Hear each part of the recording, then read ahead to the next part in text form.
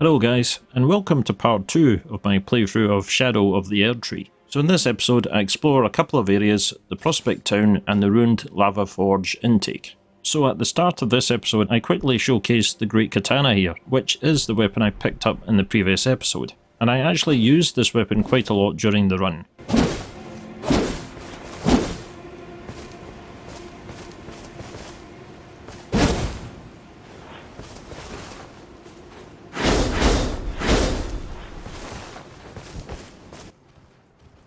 So the first area that I check out here is the Church of Consolation, and in here I pick up a couple more Erdtree fragments. This is quite a small area with not too many enemies, but you still need to be wary of the soldiers and the dogs here, which for some reason are set on fire. The most dangerous enemy in this area, however, will be the Black Knight, who will be mounted on a horse, and this knight can really do an awful lot of damage, so you need to really watch out for him.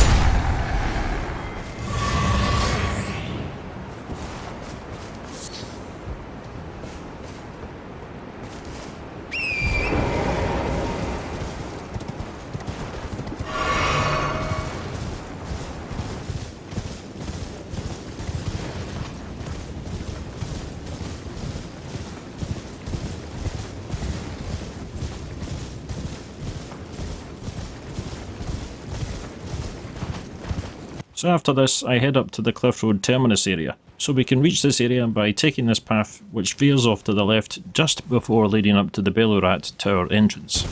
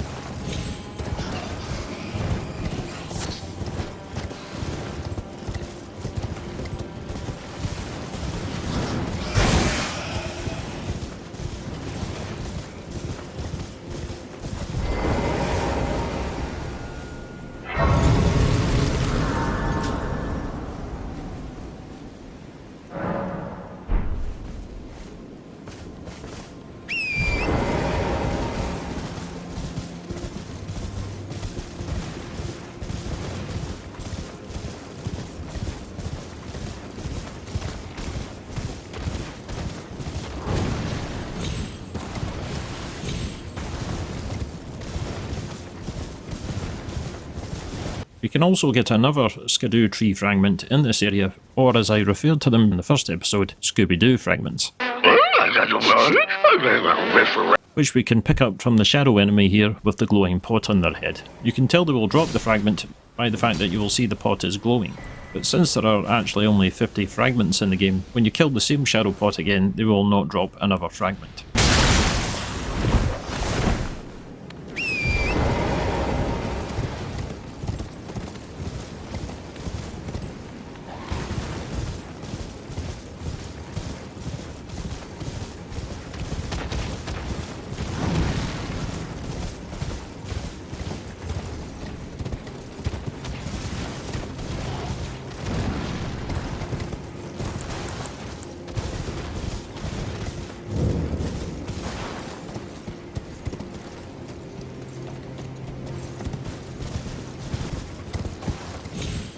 As for the Prospect Town area, this area is actually quite derelict, so we can find some useful items that will be scattered around this place. And the only enemies that we will encounter here are the Blood Fiends. And you'll probably already have seen these guys lumbering around the Gravesite Plain area.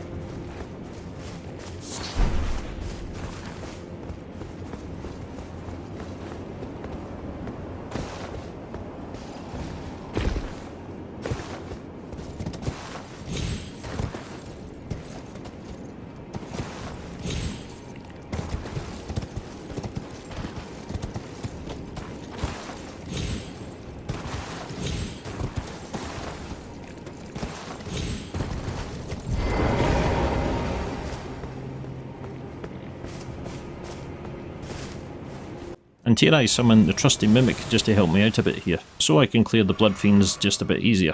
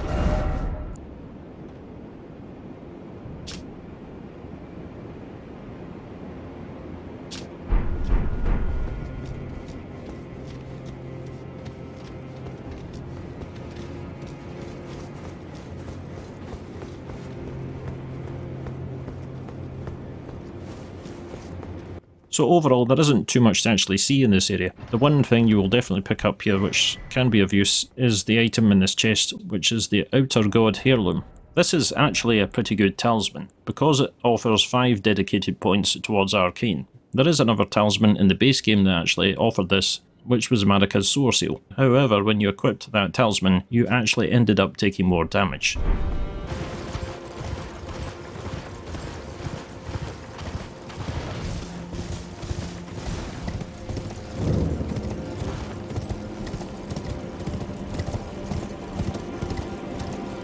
So here I travel over the Ellac Greatbridge, and this will eventually lead up to Castle Ensis. However, given the low level of our Skidoo Tree blessings, it's actually better to tackle the castle a bit later on, once you have a higher Skidoo Tree blessing level. But there are still several paths that branch off that we can take to get other items, and these paths can also lead to other places.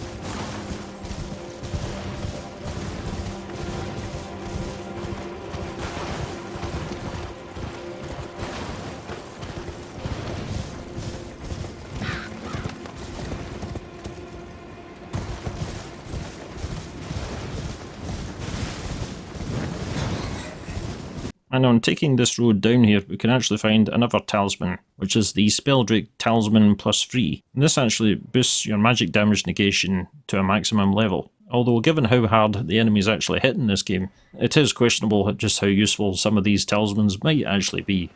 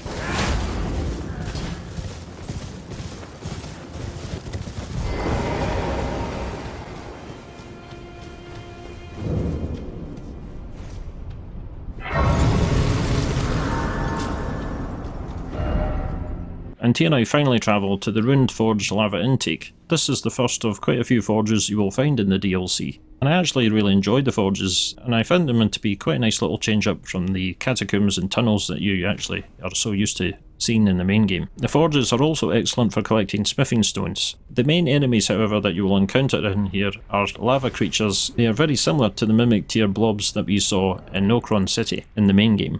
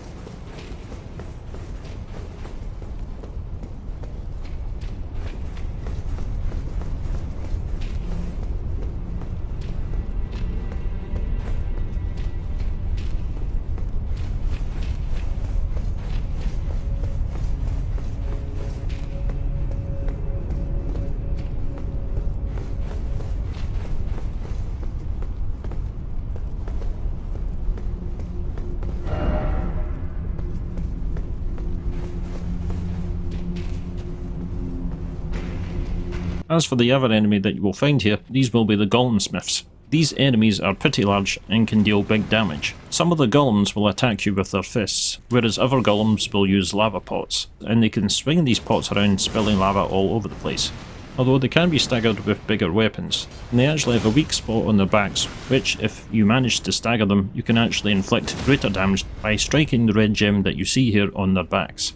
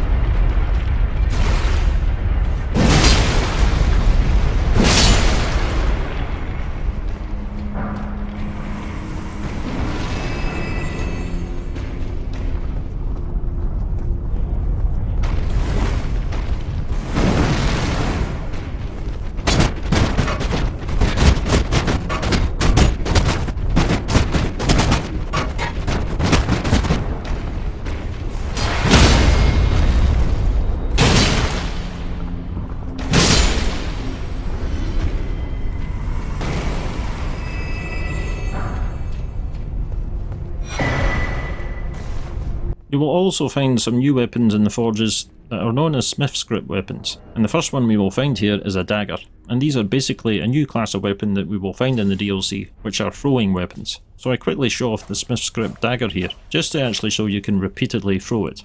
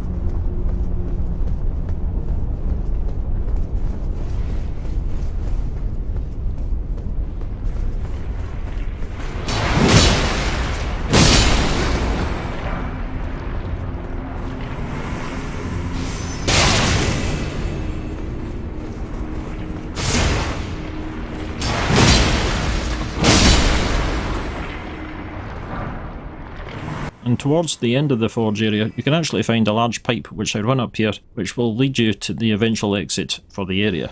But as I try and make the jump here, I actually miscalculate and fall to my death.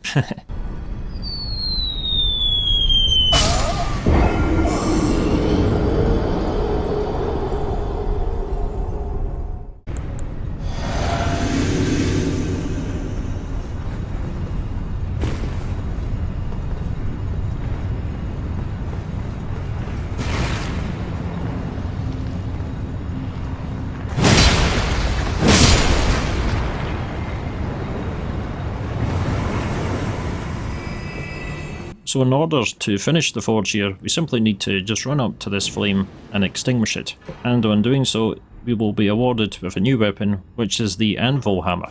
Yeah, so it looks like a pretty fun strength weapon, but ultimately here I didn't use it in the DLC run.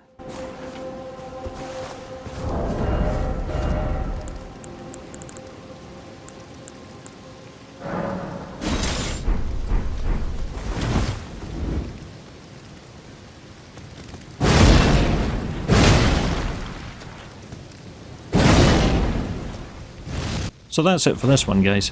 In the next episode I will cover the Fog Rift Catacombs, and we will also meet a new NPC whose name I will forever struggle to pronounce properly, which I think is Tioli. So that's it for now, and I will see you soon.